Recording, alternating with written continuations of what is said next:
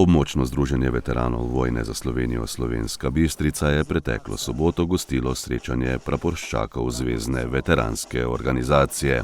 Veterani praporščaki iz vse Slovenije so na grajskem dvorišču Bistriškega gradu izvedli slavnostno postrojenje in kratek kulturni program.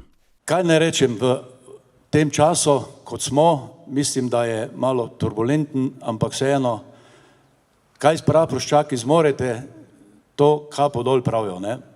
Vi ste naša tista prva linija, ki nas predstavljate na vseh ostalih področjih.